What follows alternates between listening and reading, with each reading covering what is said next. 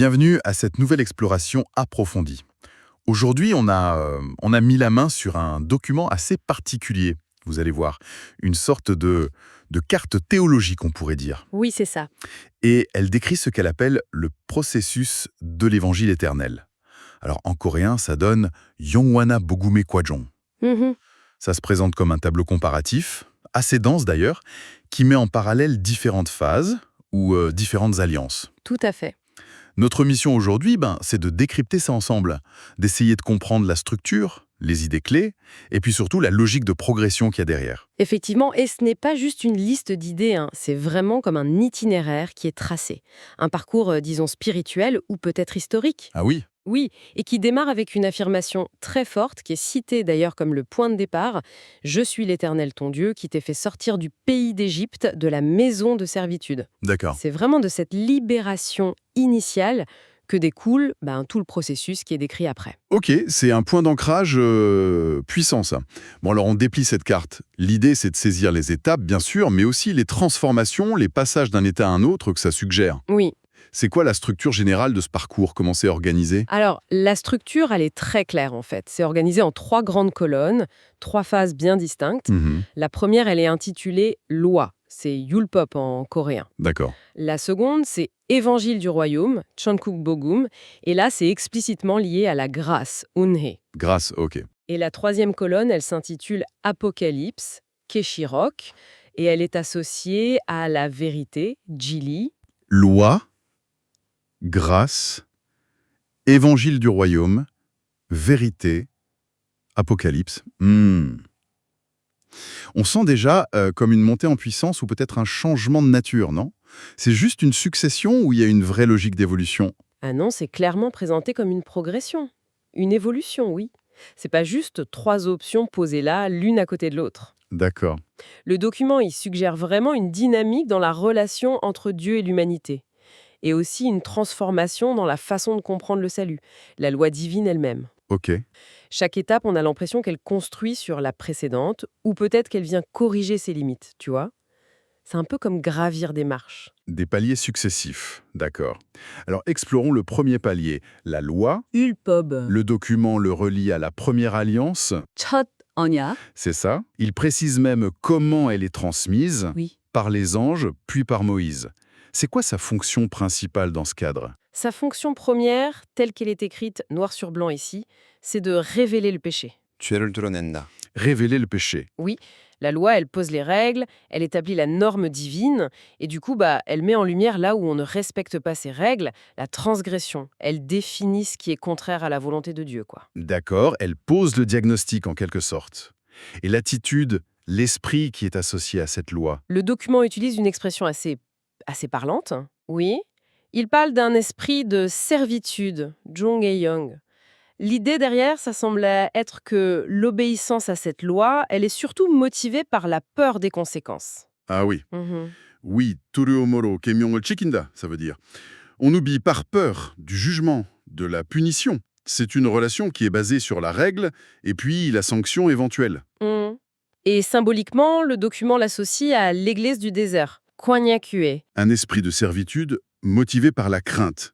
Ça suggère que c'est pas l'état final souhaité, ça. Non, clairement pas. Alors, quelle est l'injonction principale de cette phase?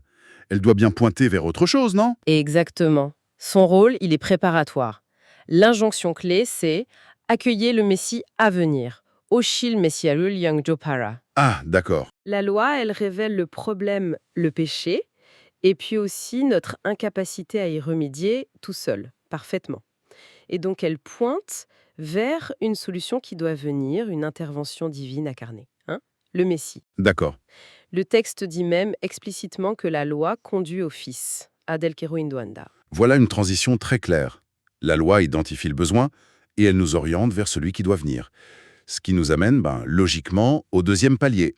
La grâce, Euné, et l'évangile du royaume, Cheonbok Bogum. Là, le focus change complètement, n'est-ce pas? On passe de la loi à une figure centrale. Tout à fait. Le pivot ici, c'est le Fils, Adel, et cette étape, elle correspond à la nouvelle alliance Seoniac. Nouvelle alliance. Oui, et le document précise même comment elle est établie, par l'aspersion du sang. Pi puremul tonrin soigna ketchekel. C'est une référence directe au sacrifice rédempteur, bien sûr. Et ça change quoi par rapport à la loi Ti? Si la loi révélait le péché, c'est quoi la fonction de la grâce ici? Alors, la grâce, elle va plus loin que le diagnostic. Elle apporte la solution. Sa fonction, c'est d'obtenir la justice. Ylul otkeanda. La justice. Oui, mais pas par l'obéissance parfaite à la loi, plutôt par la foi dans ce que le Fils a fait. Et aussi, elle offre l'expiation, c'est-à-dire le pardon des péchés. Tesuk treuion soram. Ah oui? L'accent passe vraiment de la condamnation à la rédemption. Logique. Donc l'injonction, elle évolue aussi. Ce n'est plus accueillir celui qui vient, mais... Mais accueillez le Messie qui est venu. Oshin Messiarul Yongjapara. C'est l'accomplissement de ce que la loi annonçait. D'accord. La croix, Shipchaka, devient l'événement central. Et son impact, selon ce document, il est double. Elle révèle toujours le péché, bien sûr, parce qu'il fallait un tel sacrifice. Oui. Mais elle révèle surtout l'amour de Dieu, Hananime Sarangel Algedanda. Et ça, c'est un changement majeur dans la perception de Dieu. C'est une nuance très importante, ça. La loi révélait le standard. La croix révèle l'amour malgré la faute. Le document utilise aussi des images assez fortes pour décrire le Fils dans cette phase. Oui, il est présenté comme le chemin vers la vie, Adel Keso Sengmyeongeroe Kirishida. Ça affirme son rôle unique, indispensable pour le salut. Le chemin vers la vie. Et une autre image très frappante, il est décrit comme le temple venu sur terre, Adel Sangjeon. Le temple venu sur terre. Oui, l'idée, c'est que la présence divine, qui avant était localisée dans le temple physique, eh bien maintenant, elle est incarnée dans la personne du Fils. Cette image du temple est puissante, effectivement. Si le temple physique était lié à la loi et le Fils-temple à la grâce, on devine un peu la suite. Et la communauté des croyants, comment elle est décrite à ce stade-là? Elle est désignée comme l'Église rachetée par son sang, Piro Sashinkyoe. Ça souligne le lien direct avec le sacrifice. Hmm. Elle est aussi appelée la fiancée, qui serait née de la croix. Et sur le plan de l'attitude intérieure, on passe de la crainte, qui était associée à la loi, à la connaissance de l'amour de Dieu. La relation se transforme, elle devient moins transactionnelle et plus personnelle. D'accord. On a donc traversé le territoire de la loi, révélation du péché, crainte, puis celui de la grâce, pardon, offert, amour divin révélé par le Fils.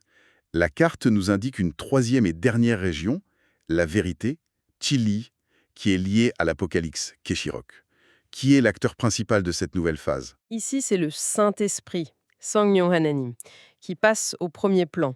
Le document l'appelle même le second consolateur, Ite Boesa. Second consolateur? Oui, ce terme de consolateur, ou paraclète en grec, il est théologiquement très riche. Il évoque une présence divine active, un avocat, un guide, après que le Fils soit remonté au ciel. Hmm. Et le fait qu'il soit qualifié de second, ça suggère à la fois une continuité et une distinction par rapport au rôle du Fils, qui est parfois vu comme le premier consolateur pendant son ministère sur terre. Un second consolateur. Et quelle est la loi qui correspond à cette phase? On avait la loi de Moïse, puis la loi de la foi en Christ. Le document parle de la loi de l'esprit, Sangnyong et Bop. Ça suggère une intériorisation encore plus profonde de la volonté de Dieu. Ah oui. Oui, et l'objectif aussi évolue. Il ne s'agit plus seulement d'être pardonné pour les péchés passés, mais de vaincre le péché pour éviter le jugement. Tueul igyo shimpanel piage anda. Vaincre le péché. Carrément. Oui, c'est une orientation vers la sanctification active, la transformation morale profonde. C'est une ambition élevée. L'injonction, elle change donc une dernière fois. Oui, elle se tourne vers l'avenir, vers la fin des temps. Accueillez le Messie qui reviendra. Tashi Oshil Messiarel Yongjapala. Le regard est porté sur l'accomplissement final. D'accord. Le document mentionne aussi les pluies de la première et de la dernière saison, Irimbi no Jimbi. Ce sont des images bibliques souvent associées à des effusions spéciales de l'esprit, peut-être pour commencer et achever cette phase de transformation. Cette loi de l'esprit, comment elle fonctionne concrètement d'après ce texte? C'est juste une conscience morale plus affûtée? C'est présenté comme quelque chose de plus radical que ça. Le document va jusqu'à dire que le Saint-Esprit lui-même devient la loi. Sangnyang Hanamim Keso probli de Junta. Ah, carrément! L'esprit devient la loi. Oui. La loi n'est plus un code extérieur, ni même seulement un exemple à suivre comme le Christ, mais c'est une présence divine intérieure qui guide, qui inspire et qui transforme directement le croyant. L'esprit comme loi intérieure.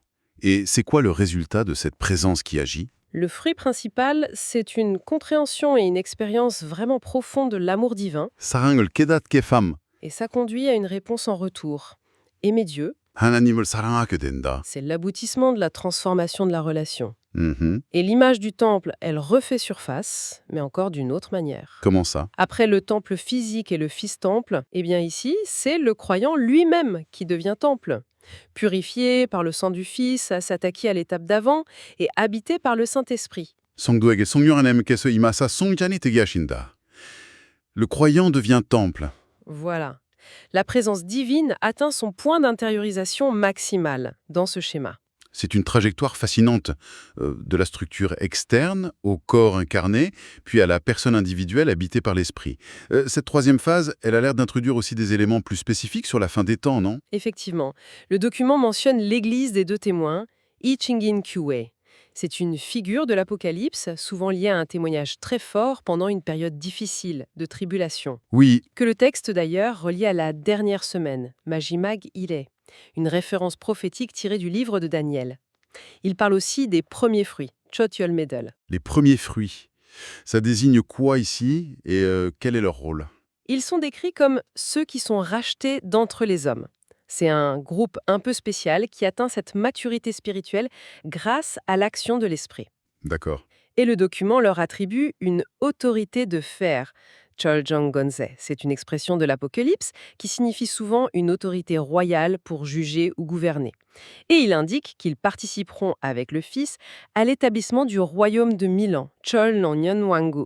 Le règne messianique sur terre. C'est ça, le règne messianique sur terre. Autorité de fer, royaume de Milan. Oui, on est clairement dans une perspective de fin des temps très très affirmée. Cette phase, c'est donc le passage final. Oui, c'est décrit comme le moment du grand basculement. Le passage du premier ciel et première terre au nouveau ciel et nouvelle terre. 첫하늘첫 땅에서 새 땅으로 옮긴다. C'est l'accomplissement ultime du plan divin tel que c'est présenté ici. Et l'état d'esprit qui caractérise ce stade ultime. On a eu la crainte, puis la connaissance de l'amour. Qu'est-ce qui vient après? L'esprit dominant, c'est celui d'adoption, Yang Zae-young. Les croyants ne sont plus vus comme des serviteurs qui obéissent par peur, ni même juste comme des disciples qui apprennent l'amour, Mhm. mais comme des enfants adoptés, des fils et des filles. Et du coup, l'obéissance découle naturellement de l'amour filial. Saranro keimyangel tikinda. C'est le sommet de la relation qui est décrite ici. Une obéissance libre, aimante. Voilà un parcours complet, dis donc. De la servitude craintive à l'adoption aimante, en passant par la révélation de l'amour qui sauve. Si on prend un peu de recul sur ces trois étapes, loi, grâce, vérité, c'est quoi le but ultime de tout ce processus de l'évangile éternel, tel que le document lui-même le résume? Alors, les toutes dernières lignes du tableau, elles donnent une synthèse très très dense de cette finalité. D'après cette source, tout ce processus vise trois grands objectifs qui sont liés entre eux. D'accord. Premièrement, amener les êtres humains à une relation d'amour totale avec Dieu. Aimer Dieu de tout leur cœur, de toute leur âme, de toute leur pensée et de toute leur force. C'est cette phrase-là. Mahamul darago, moksumul darago, tusul darago, shimul dae, chuananimul sarahagem andishnen guajang. L'amour comme but relationnel premier. Et les autres objectifs? Deuxièmement, un objectif de transformation morale mais radicale. Les perfectionner pour qu'ils ne pêchent plus. Tashinon pomje haji ander jadelo wanseng shikyogashinon kwajan. Ne plus pécher du tout. Oui. L'idée, c'est d'atteindre un état où la nature même est transformée, au point que le péché n'est plus une possibilité, ou en tout cas plus une inclination. Wow. Et troisièmement, ce processus est présenté comme rien de moins que l'achèvement de la création. Changjoe Wansang Kwajan. La rédemption et la sanctification des humains sont vues comme le point culminant du projet créateur de Dieu. Amour parfait, perfection morale, achèvement de la création. C'est une vision très, très englobante et très orientée vers un but précis, ce qu'on appelle téléologique. On remarque aussi une évolution dans la façon dont la présence ou la parole de Dieu est transmise, médiatisée, non? Absolument. Le document suggère une chaîne de médiation qui évolue. Sous la loi, Dieu envoie puis un ange, puis Moïse, puis le peuple. C'est une médiation assez distante, on pourrait dire. Mhm. Sous la grâce, l'évangile du royaume, Père, Fils, qui est le premier consolateur, puis peuple. Là, c'est une médiation incarnée, déjà plus proche. Oui. Et sous la vérité, l'Apocalypse, Père, Fils, Saint-Esprit, le deuxième consolateur, puis peuple. Là, c'est une médiation intériorisée, la plus intime possible. Il y a comme un rapprochement progressif de la présence de Dieu. C'est intéressant ça. Et si on regarde le parcours sous l'angle du problème du péché, qui a l'air central du début à la fin? La trajectoire est assez claire, oui. On part de la condamnation ou de la révélation du péché, Jongje, Deuteronem, sous la loi. C'est ce qui établit la culpabilité. D'accord. Ensuite, on passe au pardon ou à l'expiation, sous la grâce, qui offre la solution par le sacrifice, Mhm. pour aboutir, sous la vérité, à la capacité de vaincre le péché. Et ça, c'est grâce à la compréhension et à l'expérience de l'amour divin et à l'action de l'esprit. Ce n'est plus seulement couvrir le péché, mais c'est le surmonter de l'intérieur. Identification du problème, solution externe, qui est le pardon, puis transformation interne, qui est la victoire. C'est une logique assez puissante. C'est en tout cas la logique interne très structurée qui est présentée par ce document spécifique qu'on analyse aujourd'hui. Très bien. Alors pour résumer un peu notre exploration de cette carte théologique, ce processus de l'évangile éternel, on a suivi une progression en 3 grandes étapes. La loi, avec la révélation du péché, la crainte, l'attente du Messie. C'est ça. La grâce, avec le pardon par le Fils, la révélation de l'amour, l'accueil du Messie qui est venu. Mhm. Et enfin la vérité, avec la transformation par l'Esprit, la victoire sur le péché, l'amour filial et l'attente du retour du Messie.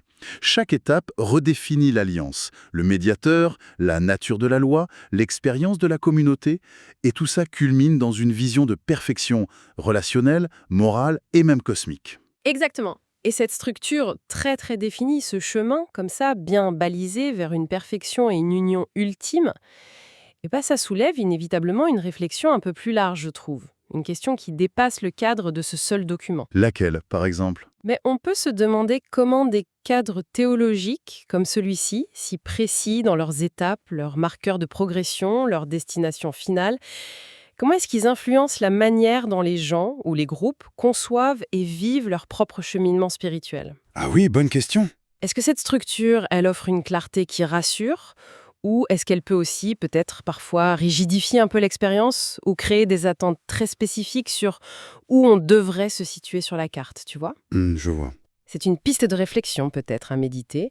L'interaction entre les cartes théologiques qu'on utilise et puis le territoire, qui est souvent bien plus complexe et personnel, de notre propre quête de sens ou de foi.